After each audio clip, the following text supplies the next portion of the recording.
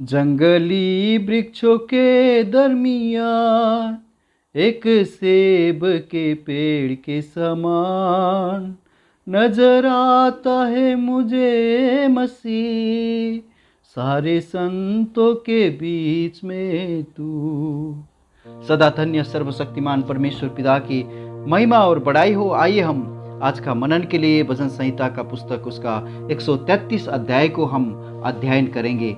देखो ये क्या ही भलाई है और मनोहर बात है कि भाई लोग आपस में मिले रहे। ये तो उस उत्तम तेल के समान है जो हारून के सिर पर डाला गया था और उसकी दाढ़ी पर बहकर उसके वस्त्र की छोर तक पहुंच गया है। ये हरमोन की उस ओस के समान है जो सिय्योन के पहाड़ों पर गिरती है।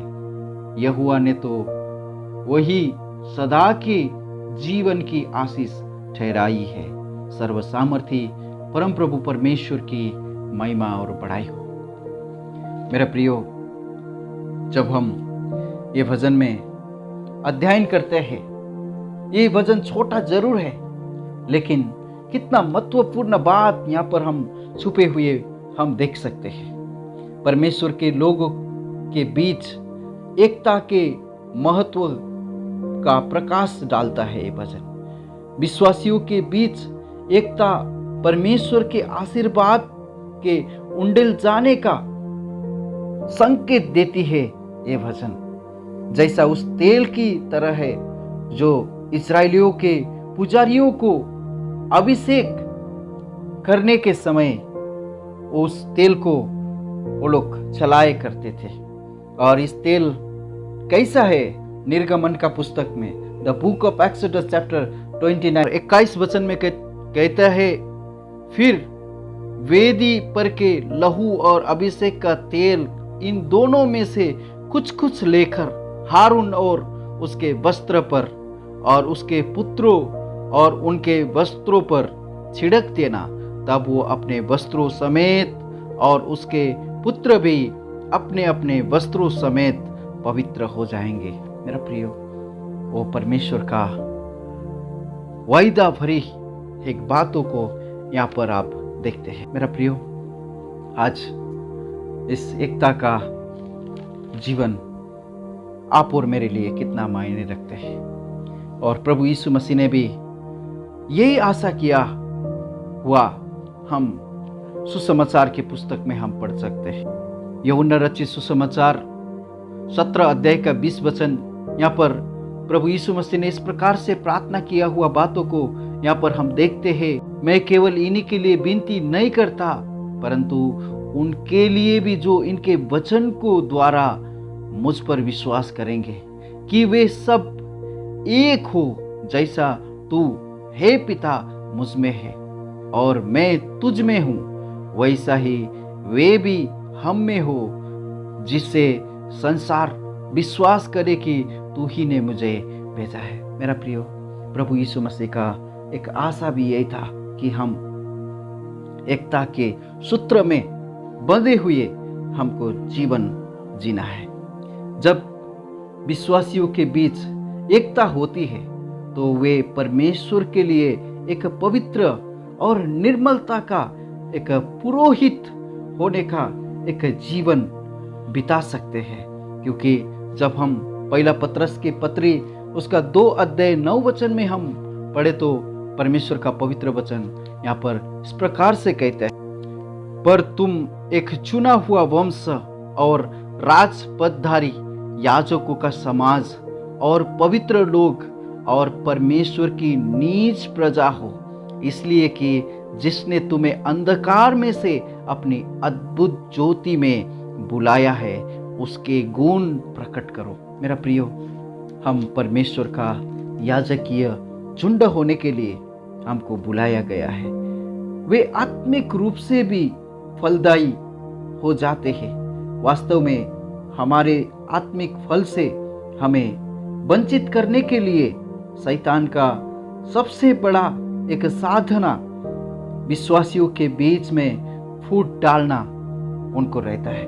किस तरह से परमेश्वर का आशीष से और फलदायी जीवन से हमें वंचित करे, वो दिन ब दिन इसी उद्देश्य में वो लगा रहता है। आत्मिक अनेकता हमें पाप की ओर खींचता है। जब हम में विभाजन आते हैं तब हमें परमेश्वर का आशीषों के साथ साथ हमारे जीवन का पवित्रता से भी हमें दूर होने का नौबत आते हैं।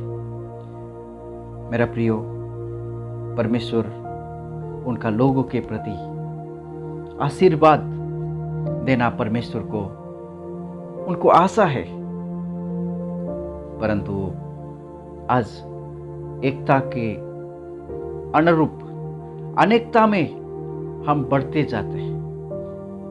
हम पहला कुरिन्थी का किताब पहला अध्याय में हम 10 वचन से आगे में देखेंगे तो वहां पर भी वो कितना आशीषित एक झुंड था। जब हम पहला कुरिन्थी का पुस्तक पहला अध्याय में देखे तो कुरिन्थी मंडली कितना आशीषित एक झुंड था कि उनके बीच में कोई वरदान का कमी नहीं था, उसका 7 वचन कहता है। और परमेश्वर का पुत्र प्रभु यीशु मसीह का संगति में थे, उसका 9 वचन कहता है। परंतु आगे का जब उनका जीवन हम देखेंगे तो वो लोग में किस तरह से यहाँ पर फूट आती है, उसका 11 वचन, क्योंकि मेरे भाइयों, खलोए के घराने के लोग ने मुझे तुम्हारे विषय बताया है कि तुम में झगड़ा हो रहा है। मेरे कहने का अर्थ यह है कि तुम में से कोई तो अपने आप को पौलुस का, अपोलोस का और कैफा का और कोई मसीह का कहलाता है। इतना विभाजन उनके बीच में हो गया। वो परमेश्वर का आशीष के साथ साथ वो फलदायी एक जीवन से भी वहां पर वंचित किया गया बातों को हम देख सकते हैं। मेरा प्रियो, परमेश्वर ने आज आपको मसीह में एक होने के लिए बुलाया गया है। आज भी कितना मंडली में हम देखें तो इस दुनिया का रीति रिवाज से, मनुष्य का बनाया हुआ नियमों के अधीन होकर आज कितने लोग प्रभु का आशीषों से वंचित होते रहते हैं। क्योंकि प्रभु यीशु मसीह ने भी, हम यूहन्ना लिखित सुसमाचार उसका 13 अध्याय में देखे तो प्रभु आपको मेरा जीवन में क्या चाहते हैं, या 34 वचन में कहते हैं, मैं तुम्हें एक नई आज्ञा देता हूं कि एक दूसरे से प्रेम रखो। जैसा मैंने तुमसे प्रेम रखा है वैसा ही तुम भी एक दूसरा से प्रेम रखो। परमेश्वर कहता है कि हम, परमेश्वर ने आप और मुझसे कितना प्रेम किया, वही प्रेम से हम एक दूसरा को प्रेम करने के लिए परमेश्वर हमें यहाँ पर आशा करते हैं। और 35 वचन, यदि आपस में प्रेम रखोगे तो इसी से सब जानेंगे कि तुम मेरे चेले हो। और मेरा प्रियो, हम यूहन्ना का पत्री में देखे तो पहला यूहन्ना का पत्री उसका पहला अध्याय में परमेश्वर का पवित्र वचन यहाँ पर इस तरह से हमको समझाया गया, उसका 7 वचन में, पर यदि जैसा वो ज्योति में है वैसा ही हम भी ज्योति में चले तो एक दूसरे से सहभागिता रखते हैं, और उसके पुत्र यीशु का लहू हमें सब पापों से शुद्ध करता है। मेरा प्रियो, आपका जीवन का नया जन्म का एक स्वभाव आपका संगति से आप दिखाते हैं। एक आशीषित विश्वासी हमेशा अपना भाइयों बहनों के साथ में संगति रखने के लिए और निरंतर प्रयत्न करते रहता है। और 2 अध्याय का 9 वचन में परमेश्वर का पवित्र वचन यहाँ पर कहता है, जो कोई ये कहेगा कि मैं ज्योति में हूं और अपने भाई से बैर रखता है वो अब तक अंधकार में है। और 10 वचन में कहते हैं, जो कोई अपने भाई से प्रेम रखता है वो ज्योति में रहता है और ठोकर नहीं खा सकता। मेरा प्रियो, हम साबित करते हैं कि हम एक दूसरा से प्यार करके हम परमेश्वर का निज प्रजा है, और परमेश्वर में हम, प्रभु यीशु मसीह में हम नया जन्म पा चुके हैं। इस बात को हम हमारा संगति से साबित कर सकते हैं। आज कितने लोग हैं वो मुँह से कहेंगे मैंने प्रभु यीशु मसीह को अपना उद्धारकर्ता कहकर स्वीकारा है, मैंने बपतिस्म लिया है, परंतु वो संगति से वो वंचित होकर यदि वो चल रहे तो उसका जीवन में बहुत बड़ा धोखाधड़ी में चलता है। क्योंकि पहला कुरिन्थी का किताब 1 अध्याय 9 वचन में परमेश्वर सच्चा है जिसने तुमको अपने पुत्र हमारे प्रभु यीशु मसीह की संगति में बुलाया है। संगति आप और हमें पवित्रता की ओर, परमेश्वर के सन्निधान में, उनके उपस्थिति में परमेश्वर का आशीषित प्रजा होकर चलने के लिए बुलाते हैं। क्योंकि यहाँ पर हमने देखा उसका 133 अध्याय भजन संहिता उसका 3 वचन में वो हर्मोन की उस ओस के समान है जो सिय्योन के पहाड़ों पर गिरती है। यहोवा ने तो वही सदा के जीवन की आशीष ठहराई है। मेरा प्रियो, आप और मैं एक दूसरा के साथ संगति करते हैं, उस संगति से परमेश्वर का आशीष का अनुभव हम कर सकते हैं। प्रभु इन वचनों के द्वारा आपको सबको आशीष और अनुग्रह करे। आइए हम परमेश्वर को धन्यवाद करते हैं।